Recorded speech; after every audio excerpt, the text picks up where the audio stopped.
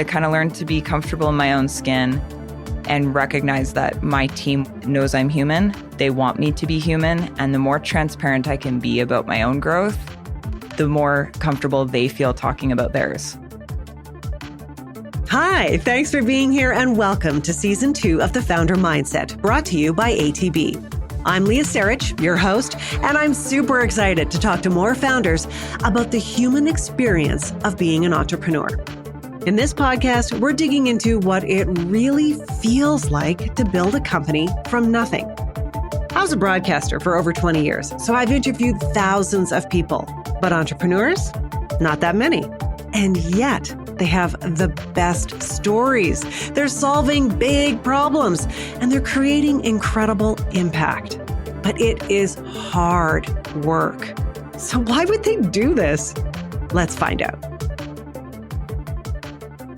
Joining me in studio today is Chantelle Little, founder and CEO of Tiller, a web design and brand agency in the B2B SaaS space, serving clients across North America. Chantelle, thank you so much for being here today. Thanks for having me. I appreciate it. Wonderful. Let's go back to the beginning as we do in all of these conversations. So how did you first come to being an entrepreneur? Well, I was in university and I was trying to find a summer job, and I got a summer job at a health benefit company, and it was a small team, about 8 people, and they didn't have anyone in the marketing side of the business. So they hired a summer student, me, to essentially come in and help them market a couple of their HR products to HR managers. And I, of course, knew nothing. So they were very kind to have faith in me. And I spent the summer basically trying to figure out how to create explainer videos and landing pages and all of those kind of one-off marketing pieces to try and help them market that product. And I just fell madly in love with marketing. And 30 days in, I was like, I want to do this for lots of different companies. And so went to my bosses and said, hey, I'll finish my contract here with you. But I also wanted to start my own thing on the side and try and actually do marketing for other companies. And that's kind of how it began. Wow. Yeah. So talk to me a little bit about this idea of just falling madly in love. Like, what did that feel like? How did you know that this was what you wanted to do? It's a good question, because I think that now that I've been doing it so long, I'm even more in love with it. But in the moment, I thought I wanted to be an engineer. I thought I wanted to be in finance. For a while there, I was like, I should be a futures trader, or I should be a lawyer. Like, I was kind of all over the place. But the storytelling part of marketing really got me. And the idea that companies have solutions that can really help make people's lives better, but it requires very clear messaging and really highlighting the values in order for that to translate and cause people to buy a solution that actually will better their lives. So there was sort of this storytelling piece that I just really fell in love with. And I liked the variety too, like trying to understand the story for a whole bunch of different companies versus just one. Right. Which is what's appealing about the agency space for me. Right. Yeah. Well, I get it with the storytelling, right? Because obviously I love storytelling too. But what I'm really curious about is you are 19 when you're putting this together? Like, how did you go, okay, I'm 19, but I still got to figure out how to make a business out of this? I don't know. I've had so much fun in this summer job, and I was like, well, I could make some extra money if I did this on the side. And so at the very beginning, I think I saw it as a way of funding getting through the rest of school, because I was in the middle of my business degree, and I was thinking, okay, well, I can make a little bit of extra money. It will help me pay the bills for schooling, and then I'll revisit when it comes time to graduate. But then after I've been doing it for a short time, I was having a hard time imagining not doing it. So as I neared graduation, some people were saying, you should go get a real job. but I was like, but I'm really committed to this now. I really like this now. And I wanted to scale it. So I don't know. It just kind of happened. Yeah. And naivety is bliss, right? Because I didn't know how hard it would be. Yeah. I didn't know how hard it would be. And I had very little responsibility too, being 19. Right. It's not like I had Were you a still living at home? I was living at home. Yeah. My parents' loft is the first office. Yeah, for sure. Oh, see, that's so great. Yeah. I hear that a lot in this podcast. There's some naivete involved. Like a lot of people are like, well, I thought this would just be a really good idea and I would just give it a go, but I didn't realize how hard it was going to be. Yes. Yeah. I definitely did not. No kidding. Amazing. But But what still strikes me is this idea that you even knew what scaling this opportunity meant. Mm. Do you know what I mean? Like, I didn't know what that meant before I started working in the sector. Like, what is scaling? What do they keep saying scaling for? I don't know what that means. And here you are, and you were just like this young person going, I just want to do more of this. Yeah. And so you just knew that that's what was motivating you to grow this thing. Yeah. In the early days, the projects I were doing were really small. And so sometimes it was difficult to calculate the impact of them. But I could see the impact that it was having in little ways for the entrepreneurs or the businesses that I was helping. And I found a lot of fulfillment in that. And I just got excited about the idea of scaling that further. I hired a couple summer students to help me. I had to pick one of the guys up from the bus at the rec center and drive him to my parents' house. And we worked there during the day and then I drive him back. And it was sort of an odd situation, but we had a little pancake breakfast, like in my parents' loft with a couple of the summer students. And my sister was there working there for a bit. I recruited my mom to volunteer for a little bit. We tried all this stuff. And I think once I started building a team, I also got even more excited because I really liked the team building side of it quite a bit more than I expected. Really? Yeah. Okay, see, but again, here's me going, okay, but how did you even know? I need some summer students, and how am I going to keep these guys happy? And how did you even know how to be like a boss-like person, at 19? I'm still wondering if I know how to do that. I don't know. I have always loved learning. So I think that while I was faced with so many things I didn't know how to do, there's something thrilling about trying things. And sometimes failing isn't super fun, but sometimes it is because you're like, I learned this really big thing. And now I can take that learning and apply it. Now I like failing and learning even more. But it's like the immature me at that time with zero experience, I still liked the challenge of having to figure something out that I didn't know how to do. So of course, I asked my professors, because I'm in university, right? I asked my professors. For example, my first year end, didn't know how to do it. So I went to my financial accounting professor and I was like, hey, is there any chance I can get 30 minutes of your time? Can you help me do my year end? And he was so gracious. He's like, absolutely. So I sat in his office and he helped me. So I think I just reached out to people within my school community. And my dad was always a wonderful mentor to me. And like other people kind of contributed to that. And then, of course, there's Google and reading books and just figuring out sifting what works for you and doesn't. Right. And just trying and failing a lot. Yeah. A lot. Classic entrepreneurial journey, right? Yes. Classic. Yeah. Okay, so let's get to Tiller. So this is the work you're doing. I'm assuming this all led to the formation of Tiller. Yes. Okay. So tell me a little bit about Tiller. So Tiller is a digital marketing agency for B2B SaaS founders and marketers. And we essentially help different companies at different stages in their life cycle with solving various challenges. And some of them are branding related challenges. Some of them are web and conversion related or customer acquisition challenges. Some are even product challenges. We have built our service offering around that audience and those different challenges. And they differ depending on whether someone's brand new as a founder or they're scaling up. So cool. That's amazing. Yeah. And how many employees do you have at this point? We have 30 now. Wow. And then some contractors on our team and hoping to scale it further. So I'm excited about that. Look at you go. Yeah. Amazing. This is so great. And you were telling me that 60% of your client base is currently in the US. Yeah, that's correct. So we, in about 2018, decided to expand into the US and we did a whole bunch of campaigns and we've grown it through word of mouth referrals. And so it was kind of exciting. At first, it was a bit of a spray and pray methodology and we were kind of doing a little bit too much and too broad, but we found some specific areas, geographically speaking, in the US where we could focus more of our energy. So yeah, 60% of our business is there today. Wow. Yeah. That's incredible. Yeah. And now you were telling me that you're really curious about, doing some work in your own backyard here in Calgary. Yes. Yeah, absolutely. Yeah. When I started Tiller, we were the agency for all, like we served any kind of business. Right. And then we had a moment where we decided to pivot and focus on the B2B SaaS space. And during that time frame, the tech ecosystem has changed so much in Alberta. I mean, it's been here for a long time, but it's accelerating so rapidly. Yes. And not only is there a greater presence of B2B, B2C SaaS companies in Alberta, but there's also a lot more ecosystem partners and there's a lot of VC activity and things like that happening. So we're actually quite excited about leaning more into our own backyard and working locally and being part of shifting Alberta's tech ecosystem. I like hearing that. That's very exciting. Very exciting. Yeah. I want to dig into a little bit about what it was like for you building this company that is now Tiller. You would have been a very young boss and a young Yeah. entrepreneur, raising money, asking people for money and clients. And tell me a little bit about what that experience was like. Well, in the very early days, it was incredibly challenging because I was so young and I had no experience. No kidding.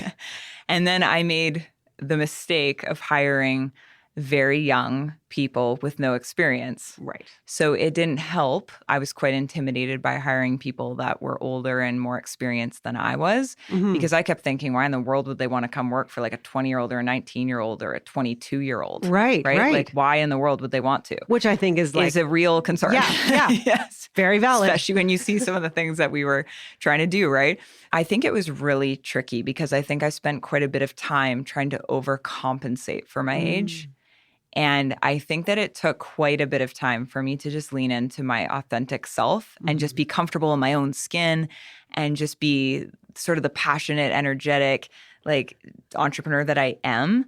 And I wish that I would have just leaned into that sooner. Right. Because I think it really stunted our ability to grow in the early days. Sure. But it was challenging. Sure. But you were young and you were learning, right? Yes. Yeah. Tell me a little bit more about this overcompensation that you're talking about, because I think there's a lot of young entrepreneurs that could really learn from that. One of the most obvious things was I would dress to the nines like every day. Like I would wear high heels every day to the office. We were up until COVID, we were in the office like 5 days a week. And I would just like really try to overcompensate. And I would try to almost talk differently as well and just use bigger words. And it almost got to the point of like almost speaking too intellectual and not clear. Like there's things where you're just trying so hard. And I think people can snuff that out. They can like feel that you're doing that. Yeah. And so I think those are just like little ways that I was finding myself doing that. And I think I was also kind of sensitive too. I was probably a little bit too sensitive.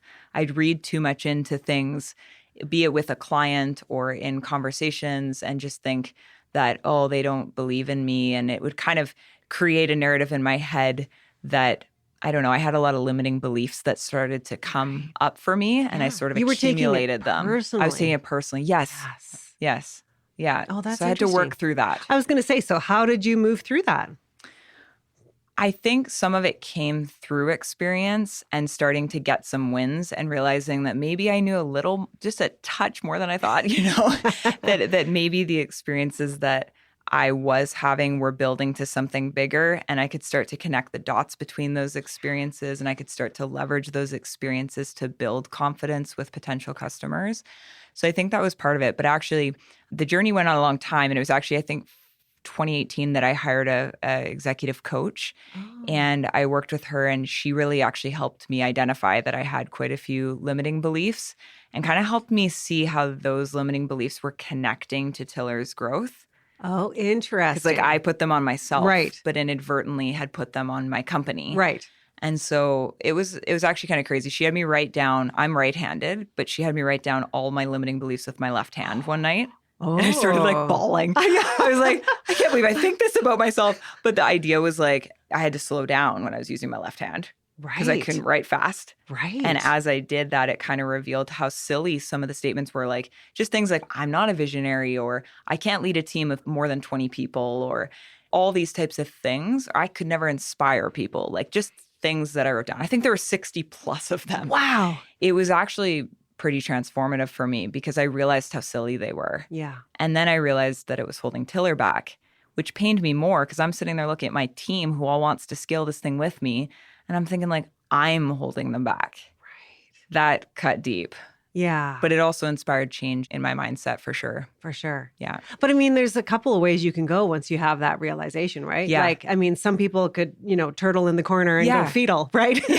I mean, others can be like, oh, I now have the awareness. Mm-hmm. I can approach this as an opportunity, right? And not as a failure, as an opportunity for growth and change. Yes. Which is exactly what you did. Yeah. How did you know that was the right thing to do? And how did you sort of have the, I don't know if it's courage or even confidence to go, you know what, that's okay. Yeah. I now see it. I got it. I know what I'm doing, and I'm going to just change. Yeah, I think one thing that I realized is that I needed to talk very openly about it at Tiller with my team. And I think that was an interesting shift for me because I came up with this like no ceilings kind of concept, and I went back to our culture. So we created a culture deck, and we created a whole bunch of like principles that go beyond our values, but that really describe how we will approach challenge and how we will approach success and all these types of things. And I think just the process of going through and documenting that and then actually trying to embed that into the DNA of the whole company, it was cool because it became an accountability mechanism for me, because now I need to live that, Right. like, and breathe that. Right. If I want to inspire the rest of the team to do the same, or if I want to attract talent that is inspired by that growth mindset. Right. So I felt like it raised the bar for me from an accountability perspective, while also helped to slowly shift the way we speak, because we tried to change the language of the organization quite a bit to shift more towards that growth piece. So it was through that process that I kind of learned to be comfortable in my own skin and recognize that my team knows I'm human. They want me to be human. And the more transparent I can be about my own growth, the more comfortable they feel talking about theirs. Oh, that's exciting. Yeah. And then, of course, leading to the growth of everyone and the organization together. Yes. Oh, that's amazing. Yeah. Culture is very important to you. I know we talked about this in the pre-interview. It is extremely important to you. Is that because it's an extension of this work that you're just talking about? But tell me a little bit about how you think about culture. I think it is an extension of that. I think early on in my entrepreneurial career, I think you think, oh, I'll set the culture and then it's like a one and done. Textbook, like I learned a little bit about culture in university, in business school, but like you don't really know what that looks like in a real living organism, a company, until you start to play with it. And so I think in the past, I would make one-off investments in culture, not one and done, but like one-off investments periodically. Right. But I didn't know how to like really make it live and breathe. Yeah. And I eventually realized, yes, it's my job to set the tone, and it's our leadership team's job to set the tone. But I started thinking about how every person I hire is either going to really grow the culture and like kind of make it better, or they're going to actually take away from it. Oh, yes. So it changed the way that I thought about even hiring. I'm sure. And so as we started to scale the company based with culture being very, very important, I think that the company culture just started to blossom in a new way because we had a whole bunch of people that were contributing to it. Everybody is contributing to it. Sure. And so I think that was a game changer, because now it's still my job to set the tone. And now I invest more intentionally and more consistently. Right. But everybody's doing it. Yeah. So that's kind of the most rewarding piece, because you see what they're doing and you're like, oh, I didn't even ask them to do that. Yeah. Like, and look at that. They're doing it all on their own. Yeah. So which cool. also takes a bit of the burden off you too, right? Absolutely. Yeah. Absolutely. Right? Yeah. Oh, yeah. Because everyone's elevating it together. Yeah. Oh, that's really neat. Talk to me a little bit more too about just being this young boss, and even talking to clients, for example, and convincing them that, you're the company to go with, even though we are young and we are, growing. That would have been tricky, I would imagine. Yeah. Yes. It is. It is hard. And it got trickier the more that we scaled. Because at first I'm asking someone to part with $2,000, right? Like just $2,000. And sometimes that was hard. And then the ask gets bigger as our company grew. We had higher price points and things. And now you're like, well, now I need you to part with $100,000 or $200,000 in different cases, or $30,000, whatever it is. Yeah. And I would say that I think that without knowing it, the way that we won was on attention to detail. No kidding. It sounds so simple. No, but how did that change you? I have a high attention to detail. If my team were sitting here, they would laugh and be like, oh, yeah, she does. And I think that can be a pro and a con. It can be a superpower, and it can be also something I have to work on because I'm a perfectionist. Yes. So sometimes you can slow things down because in the pursuit of every detail. Yes. But I'd say that when we were competing against other agencies that were bigger or had more years of experience, the detail and the thoroughness and we listened to the customer and they could tell when we gave them the pitch or the proposal, it started to help us win. So the most common feedback we would get in every pitch was like, oh, this is way more thorough than that agency or that agency or that agency. Or we got kind of like a templated thing from them. But I can tell that you're already kind of trying to solve our business problems. Oh. So I think that helped. For sure. Because then age was a little bit less relevant. It was more like, this seems more interesting to me. Yeah. So it helped. For sure. For sure it did. And this is the team that's going to get the job in a unique and special way for us. Yeah. Oh, that's interesting. So that was part of it, I think. I love it. I love it. We had to work hard for that business. So I think we put lots of energy in. Right? Good for you guys. Yeah. That's amazing. We've talked a lot about, what being an entrepreneur is like for you, but I'm also really curious, particularly in this podcast, we talk a lot about how being an entrepreneur and a founder of a company affects your personal life. I mean, how does it affect your personal life? What does it mean to you? I was thinking about that because there's so many facets to it. And I think that the thing that I thought would be interesting to talk about is more like health, like just the health side of it, because there's so many facets to it. I mean, being an entrepreneur, like it's difficult to ever turn it off. Absolutely. There's constant pressure, and depending on what's going on in the business, the pressures can be like really, really high, but there's always pressure. Even when things are going really well, there's pressure. For sure. There's pressure of success, right? Just as much as there's pressure of failure. Absolutely. And so I think because I started the company so young and I had a lot of energy, like I could really like pull the all-nighters like 3-4 days a week. Like honestly, like it was bad. And I think I just sacrificed so much of health. I was reflecting on this, and I think I didn't want to sacrifice my friendships or my family. Mm-hmm. I wanted Tiller to grow. So the thing that I sacrificed was my health, because I'd be like, yeah, let's hang out that Friday night. That sounds so fun. But at 11 p.m. when I got home on a Friday night, of course, I'm like, well, I promised that person I'd have a proposal to them tonight. So now I'm doing it till like 2 a.m, to get it done. Right. I think I often justified it by saying, well, it's just a particularly busy time. Mm-hmm. I had to learn that I was running a marathon, not a sprint. Like I had to learn that. Yeah. I slowly started to hear stories of founders and entrepreneurs who like at a relatively young age were burnt out. Yep. Or ended up with these health issues. So I just really took a moment to pause. This was not even that long ago, like 3-4 years ago. Wow. And I was just like, I have to change my lifestyle. Like I have to change the narrative in my head. Yes. That I have to look after myself first so that I can be a good entrepreneur, not like I'll figure that out later. Right. Because later is just like an elusive, we don't have time. There's never time. There's never time. Yeah.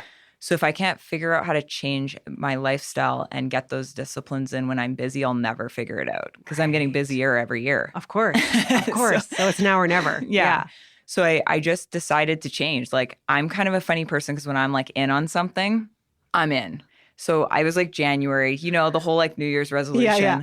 I was sitting on this chair in my house and I was like, I keep thinking like I'm not fit. I'm not going to figure out the sleep thing. Like I'm not going to be like, like whatever. Like I'm not going to be healthy. Like I'm never going to understand all that. And I've just told myself that.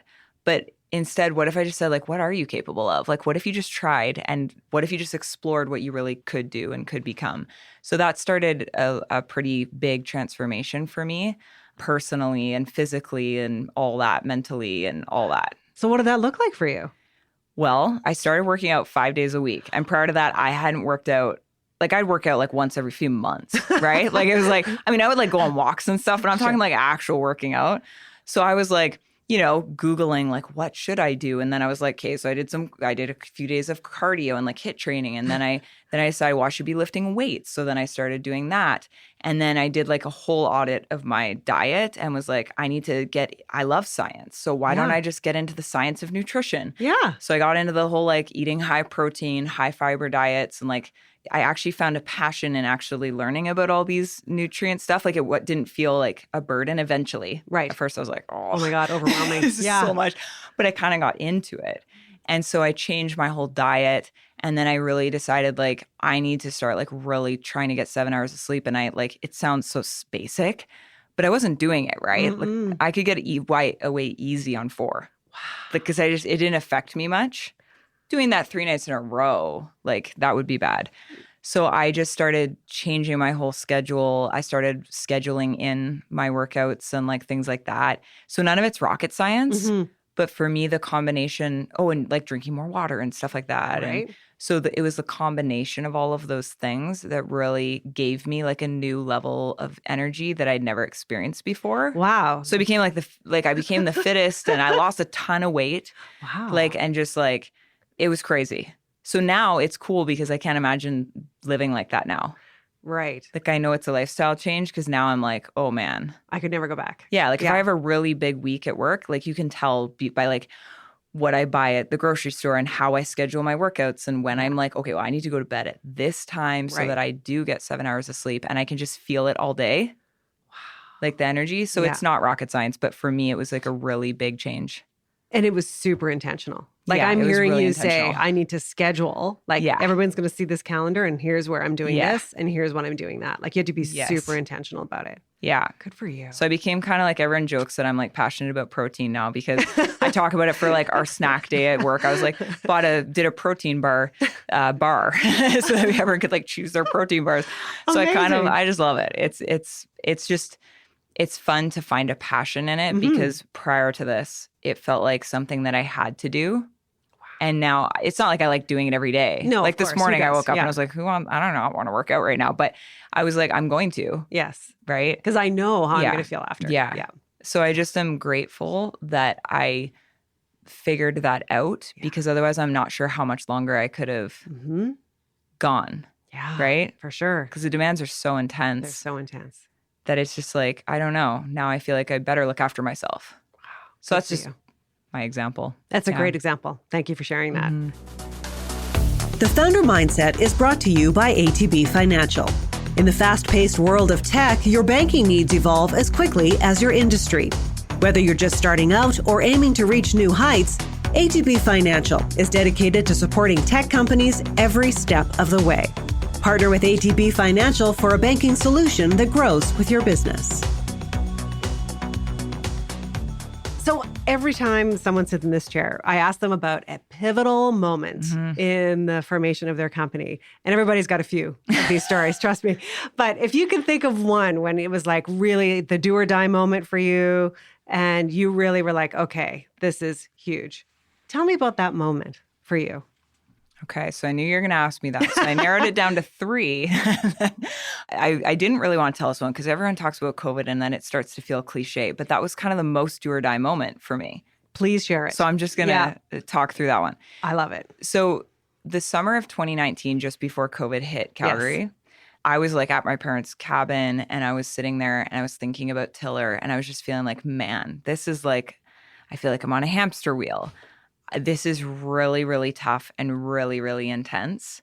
And I think what I realized in reflecting on it, it's because like I didn't really have anything differentiating me in the market. There's tons of agencies, there's tons of freelancers, there's tons of people that could help with brand or web. But I also knew that something that we were doing was special. I just hadn't named it or figured it out yet. And so as a result, when you're not differentiated, it's hard to charge higher prices. It's harder to have a predictable and repeatable pipeline. There's a lot of sort of ripple effect issues that happen when you're not differentiated. Right. So I read this book called Niche Down. Have you ever heard that one before? I feel like that's come up. Yeah. Like Christopher Lockhead, and I can't remember I should have got the author's names. Okay. But anyways, We'll get Niche Down. Niche Down. And basically he kind of talked through the power of niching down.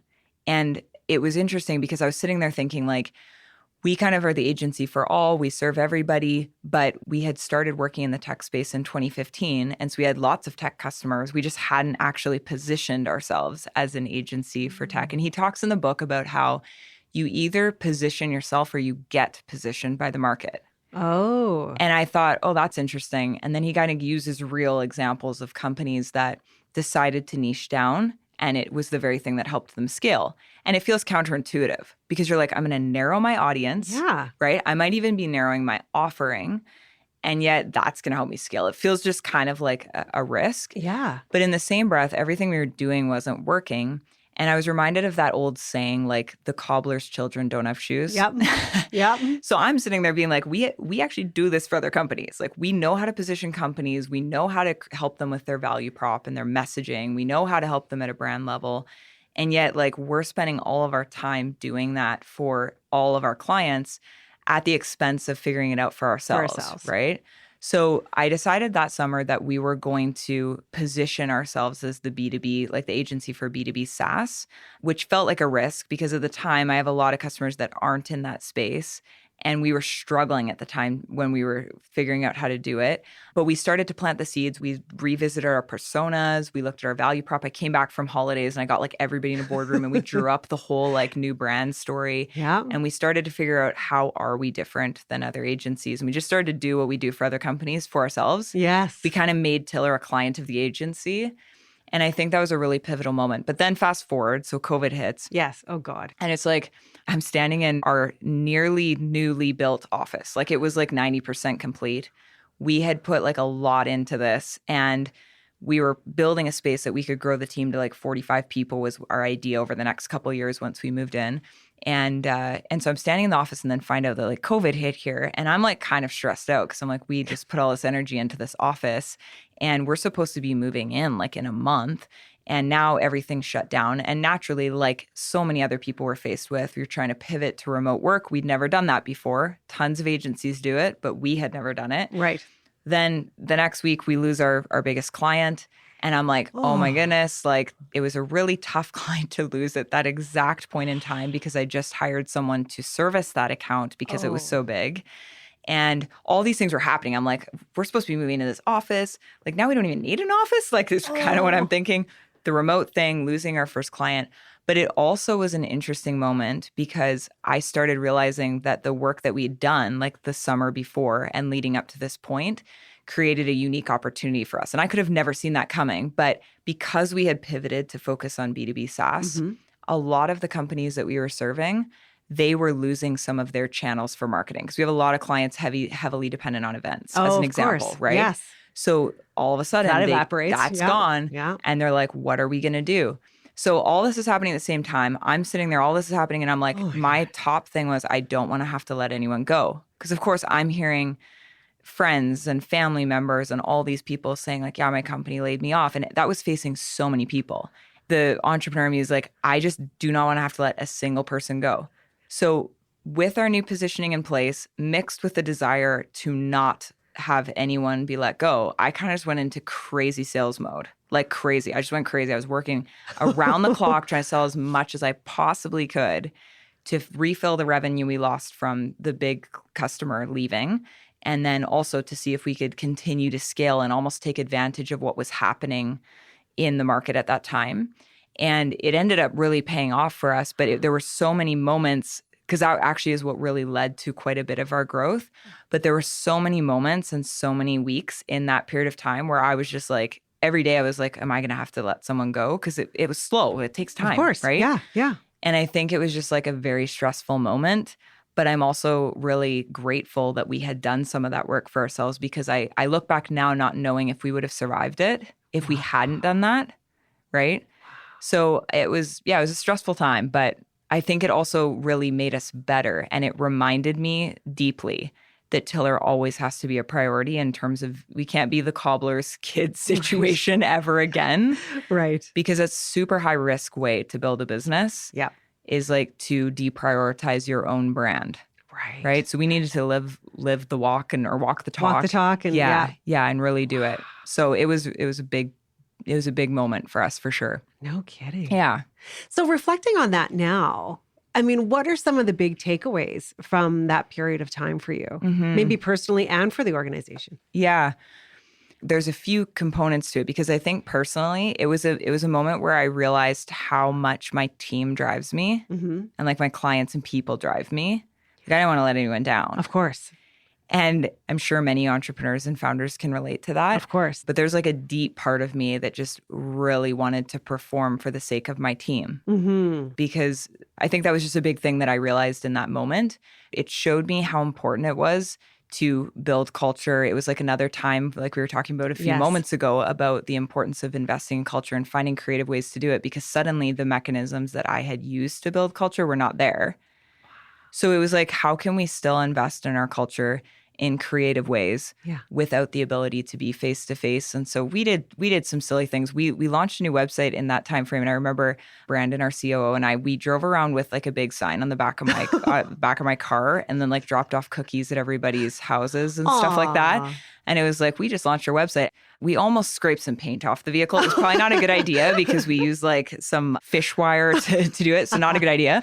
But I think you just realize you got to like put in the effort and try figure out ways to do it. So that was kind of one thing that I learned. But I think really the biggest thing was that you have to really think ahead. When you're building a company, you have to like find ways to future-proof your business. Right. There's no magic bullet for that. And there's no actual future proofing of your business like fully. Yes. You know, You can only do so there's much. no certainty. There's only so much you can do. But I think that we all do have levers. Like I had levers in my hands, things that I could pull and adjust that would position Tiller to be more future proof. So even the way that we were managing our money at the time completely changed. There were a lot of things where it was like, you know, I didn't really for 10 years have an emergency fund as an example. And then I was like, that situation reminded me of why you have one. Right. And like, we always should have one, not just when there's COVID, right? Yes. So I think you learn a lot of things about like, there's an unexpected situation that happened to all of us. Yes. And there were certain things that we had put in motion that helped us weather the storm and eventually thrive through it. But there were other things where I was like, oh man, like we were fortunate that we didn't, you know, get wiped out because we didn't have that in place before. So we've changed a lot of things in terms of like money management and practices, how we do revenue forecasting, how we do strategic planning. Like there's a lot of things that we've changed to try and, I mean, hopefully we never have another COVID. Yeah, let's hope. I'm just thinking like there's lots of other things that can happen. Yeah. So it's kind of just realizing you have to be really intentional about building that future, or you're really at a very high risk place all the time. All the time. Yeah. Yeah. Yeah. You know what I'm just reflecting on here, that it sounds to me like you learned so much going through that experience, but you mentioned that right off the top of our conversation, how much you loved to learn. Yeah. And that's really what got you started in the first place. Yeah. Is that one of the core values for you personally and at Tiller? Yeah. Yeah, I think so. Like I like to sometimes talk about learning from anything and everything, like, but you have to sift, right? So you have to learn both muscles. Like you have to like consume. So I think of myself as a little bit of a sponge because I could be watching a movie on a Saturday night and learn something and apply it to my business on Monday. And people laugh about it. But I was just telling some people at work a couple weeks ago that I watched a show that gave me inspiration for Tiller. But it's like, why not? Right? Right? Why not? Take it from anywhere. I think you can learn from anything and everything. But I think that it requires like, you can't have ego to be really good at learning. So I think as a culture, we've put a lot of emphasis on like no ego. We're all going to learn from each other and we're going to sift even things that we can learn from other companies and other markets. We'll sift what's relevant to us. Yep. But I think learning is a competitive advantage for sure. Absolutely. Yeah. Yeah. It is for us too. Yeah. We lean to that a lot. Yeah. Let's talk a little bit more about what you really love about being a founder. You talked a little bit about this learning, but tell me what lights you up when you're a founder. Oh, I think like most founders, I really love the thrill of building something from nothing. And then once your business is established and then you're scaling it, you're constantly building and reinventing off of the foundation that you have established. Right. And there's just something really exciting about that, right? Because some of the things you try are just going to fail, but it's kind of like, you don't have to sit there living with regret, right? So it's just like, it's really exciting to have that flexibility to actually try and create something unique and different. So I really love that piece of it. I really love the building a culture. I know I've touched on that in the building of a team. That's really fun. And I really love helping people realize their potential. I think that's like the leadership side of me that's really deep. Like I really love that. So it's been probably like the most rewarding part is when we hire someone on our team and we see what they're capable of. And we often see a lot more in them than they see in themselves. And then over time, through opportunity and exposure and learning, they have the opportunity to grow themselves. And those are the moments that like make my eyes tear up, you know? It's just like, it's really exciting. Some people have just like transformed, and it's really cool to be a part of that for sure. And in the same way for our clients, they have so much potential, and oftentimes they just need a little bit of help overcoming some of those hurdles. We come alongside them, we help them overcome those hurdles, and some of those have had huge impact on the trajectory of that company, and that's really fulfilling. So I think I love helping people realize their potential. I love that. We talked a little bit about how you sort of protect your own personal tank and stay filled up. But is there something, you talked about the exercise, is there other things that you're really mindful of to ensure that you're able to keep being this founder that you want to be? I think that there are a lot of different components to it. Yeah, for sure. I think that I'm mindful of like trying to be someone who's very reflective on, like I really try to be very reflective about what's going on and take moments to really pause and look at what I'm learning. Because I think actually schedule that in, because I've often thought I'd love to do that more, but I almost find I have to put like time in my calendar to do so. Yeah. I should schedule it in. I'm currently doing like a calendar optimizing thing. And I was like, I'm trying to put in blocks for some like deeper focused work. For sure. So I think that's a good idea, actually. It's more You learned like something new today. Yeah, exactly. Every day.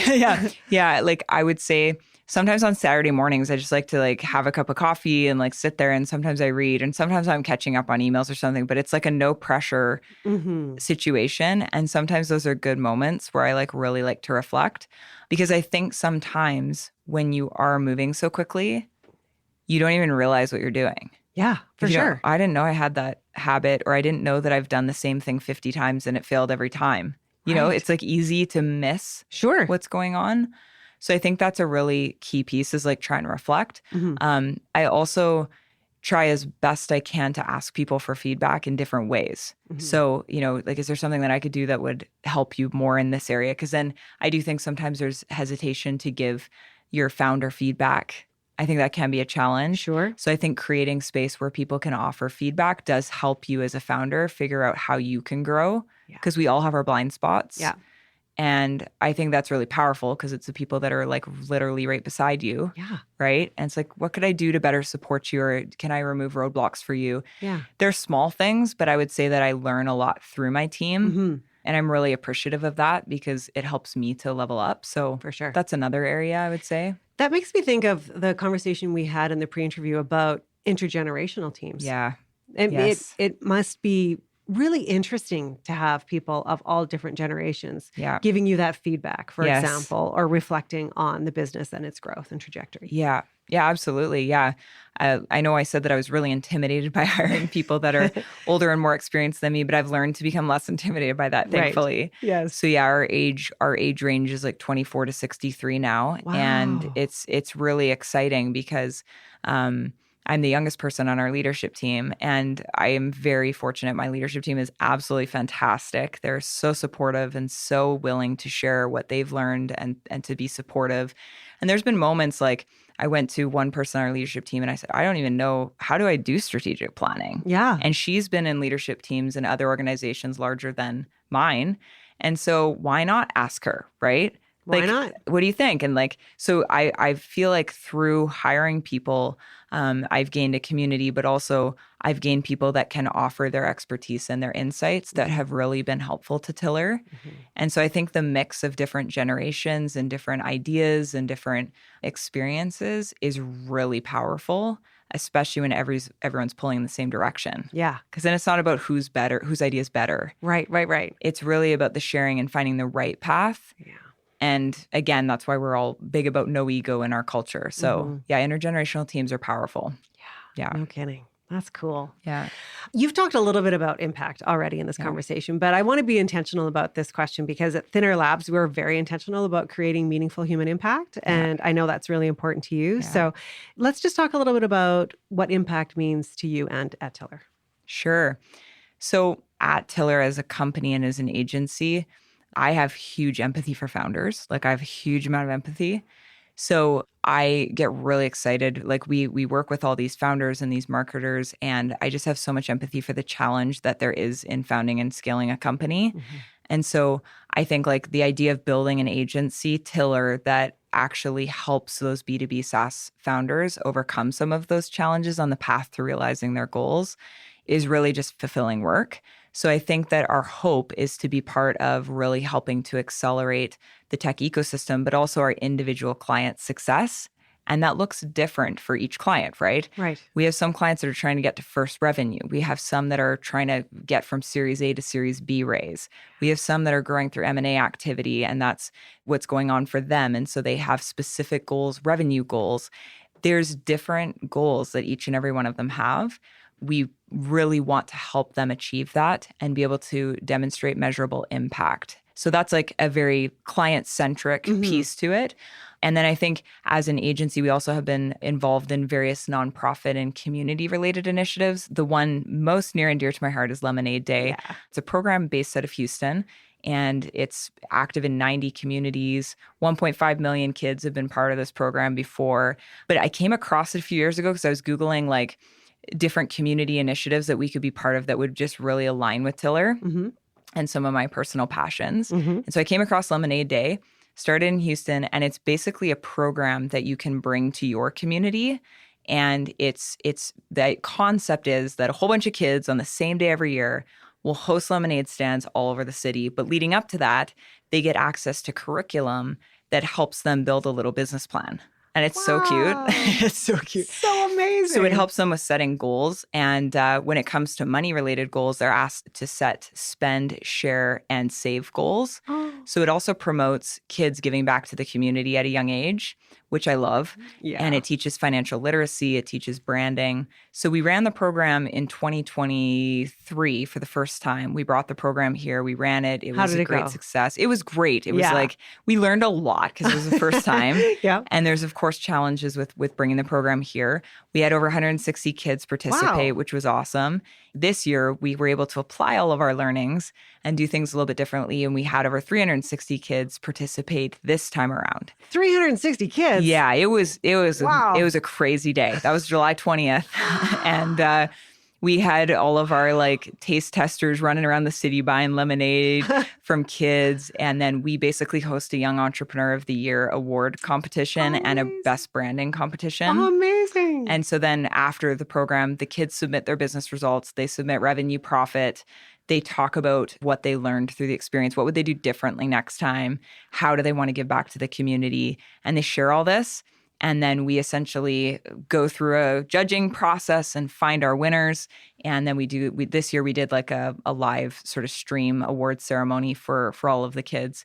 And it's just the best. For me, my dad introduced me to entrepreneurship when I was 8. My sister and I were selling soda on the golf course in Louisiana when we lived there. And so I didn't know it at the time, but it ended up helping expose me to something that I didn't really know I was going to fall in love with later in life. Right. And so I think just the idea of introducing the next generation of kids to entrepreneurship is just really exciting to me. So we hope to keep growing the program over the coming years. I love it. Lemonade Day. Yeah. Look out for it. Yeah. Wonderful. Wonderful. As we start to wrap up this conversation, I ask everybody the same 2 questions. And so we'll do that with you. You're the founder of Tiller. You're writing the story for Tiller. How do you hope the story for Tiller goes?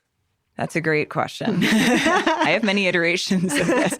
We actually just had a leadership huddle last week, and we were talking a lot about this. What we're really excited about in this next 5 to 10 years is we really want to expand our service offering and get a little bit closer to the customer acquisition piece of marketing.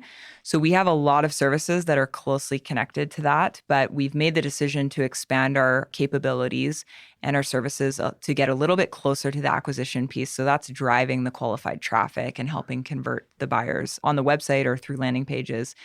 And we think that that's going to better help solve some of our clients' problems. So we're excited about that. But I think thinking big picture, that's just one step towards big picture. We're trying to build a world-class level agency that serves B2B SaaS. And our focus right now is North America. And we really want to work hard to own that space and to raise the bar for agencies in that space and to sort of help imagine the agency of the future. So that's really what we're after. We really want to scale this thing and really set the bar high for what those agencies look like. So that sounds very exciting. Yeah, we're excited about that. Okay, and then as a founder, you're the founder of this company. How do you hope your own personal story goes? Well, I have lots of personal goals that I would like to achieve. And I think in the Tiller context, I really want to grow to be the CEO that Tiller needs. And I want to start to live in the space of I need to be the CEO that Tiller needs 24 months from now, now. Right? Wow. You have to be ahead. Right. You kind of have to be ahead of the organization so you can create this healthy tension that pulls the company forward. I'm really working on that. Public speaking is a simple thing. I need to get really good at that. And even networking. I mean, I'm more of a behind the scenes type founder, CEO, but I know that what Tiller needs is for me to have a stronger presence in the community. And so I think there's opportunities for me to actually overcome some of my own fears and get a little bit uncomfortable and practice building those skills that I think will be really helpful to growing Tiller and our presence in this market and others. So I think that's a really important piece. Long term, I would love to be an angel investor one day. I would love to do some investing. I would love to just get really involved in the tech ecosystem in a bigger way. So I've dabbled in some of that a little bit, but that's sort of a future aspiration. Wonderful. That's so exciting. I'm so excited for you and for Teller. Chantelle, thank you so much for this conversation. Thank you for having me.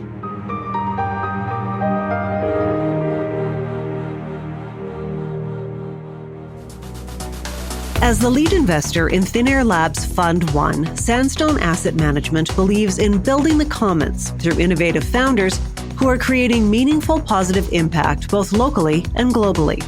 Sandstone is doing just that by backing the next generation of emerging entrepreneurs.